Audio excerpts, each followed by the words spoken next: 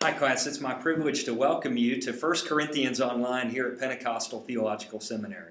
My name is Joshua Rice and I'm excited to serve as your professor for this online course. Tonight I'm actually coming to you live from my classroom at Lee University where I teach freshmen on Monday nights, and I'd love to have a setting such as this where we could sit down face to face for the next 12 weeks and study 1 Corinthians together. We're not going to have that physically, but we are going to have that online. And I'm really excited about engaging with you. Great to see several new students to my classes, but also some returning faces. Quick shout out to Ron and Carter, who I had for a Gospel of John J term. Goodness, just in July. It seems like it was further along than that, but just last July, Carter and Ron, it's great to have you back. And to those of you whom I've not had the privilege of meeting, really is an honor to have you in this 1 Corinthians class. As I said, my name is Joshua Rice. A bit about me. I graduated with my PhD in New Testament just last year at the Lutheran School of Theology at Chicago, where I wrote my dissertation in 1 Corinthians. In fact, only in the last few weeks that dissertation has been reformatted and published by Pickwick Publishers from Portland, Oregon, and it is now on Amazon as of last week. It's called Paul and Patronage, the Dynamics of Power in 1 Corinthians. So not only do I personally have such a passion for Pauline studies, I've got a passion for 1 Corinthians. This letter continues to fascinate me, it continues to challenge me as a Christian, and my goal is to share some of that passion with you and to learn from insights that you're going to have from the text of 1 Corinthians and how it applies to our lives and the life of the church today. So this really is a labor of the heart, and I feel like I've died and gone to heaven that I get to get paid a little bit of money to teach 1 Corinthians. Isn't that awesome? So I hope you can tell I'm excited, and I hope you're catching some of that excitement too. Let's turn to the syllabus, just so you have a clear understanding of my strategy for online education. There are many points of similarity between the structure of my classes and other classes you've already had, but there are some points of nuance and difference, and I want you to feel comfortable that you understand my expectations and the rubric for the class moving forward. So you'll notice in the evaluation section that your grade is going to consist of a few different components. The first is the weekly reading and reflection paper.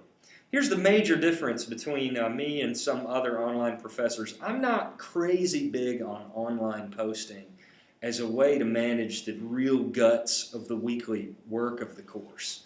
Instead, I'm asking that you do the readings for the week and then turn in a formal 3 to 4 page reflection paper to me every week, and I'll read it and grade it in great detail every week. And that's simply because I find that that brings a degree of formality to your reading and to your writing that serves you better than sometimes the informality of a discussion board. So I'll have a drop box every week, and by Saturday night at midnight, you're required to turn in that formal reflection paper to me. No title page, no bibliography, just at least, and I don't remember, 2 or 3 solid pages of text walking through the questions that I place on each unit in a very specific way. There's only one textbook for the course. It's Gordon Fee's Magisterial Commentary on 1 Corinthians. If you're not familiar with Fee's work, he's a dynamic Pentecostal scholar, a worldwide expert, world-renowned on 1 Corinthians. You can get that commentary at a really great price used on Amazon, I think maybe $30. But we'll be reading widely beyond the commentary. I'll be posting articles each week from various sources because I want you to read broadly from different arenas of scholarship about 1 Corinthians. Archaeology, ancient sources, New Testament scholars from the previous century, and also the modern conversations, the modern scholarly conversation about 1 Corinthians. So you'll be reading broadly. I'm trying not to overload you with reading, but that in conjunction with your commentary will give you everything you need to do to write really great reflection papers each week. After you turn in the reflection paper, each week I will take one of those at random and I will post it to a discussion board so that on Sunday and Monday you will have the opportunity to read that particular essay and to post your own comments. It's just a way for us to engage together as a class, to encourage and critique one another's work. So that's really going to be the guts of the week to week. Doing the readings, writing a reflection paper, and then posting on one of your peers' reflection papers online. So I know you'll take that seriously, and I believe you'll have a lot of fun, and will learn a lot and be motivated and challenged.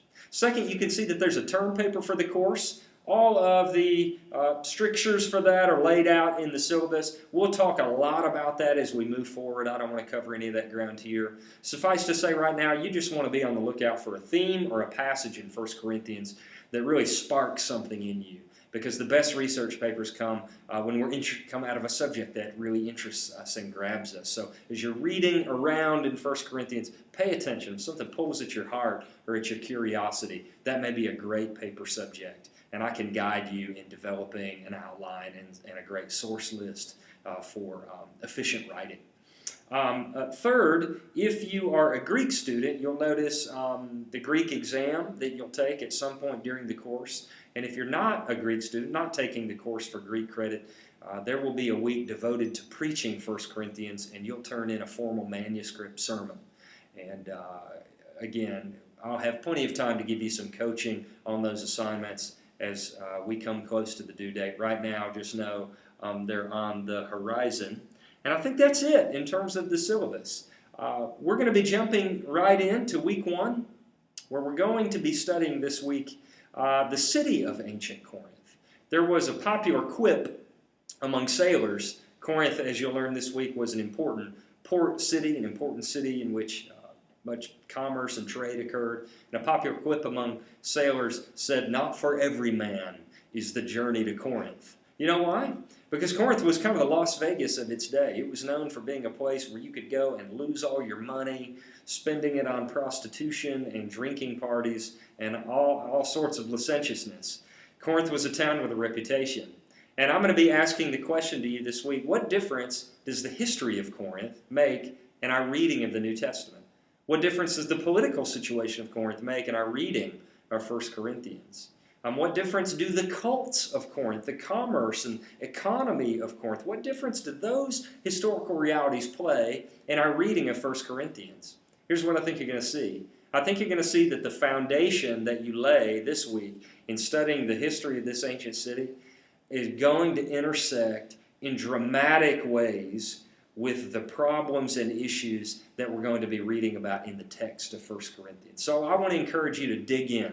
You're going to be reading ancient geography, ancient tour guides this week, Pausanias and Strabo, and really interesting stuff. And I look forward to your reflection and dialogue with that material, along with the Mitchell article and Fee's introduction to his great commentary in your reflection paper. I am 100% here for you during the term of the course. I encourage you to email me anytime. I will get back to you, always within 24 hours and usually within half a day. I don't even know my email, but I have a seminary email address. You can find it and email me. I'm also a full-time pastor at Mount Perry North Church of God in Atlanta. I'm an associate pastor there. I preach weekly, do our Wednesday night service, and also every other week on Sundays. So I'm living my dream, seeing the work of God happen in a local church context and then getting to engage with hungry students like you at the scholarly level over the biblical text. So my prayer is that we're motivated, we're challenged, and we're really enlivened to better live out our faith as a result of the study of this letter. Looking forward to getting to know each of you. Let's have a great first unit. God bless.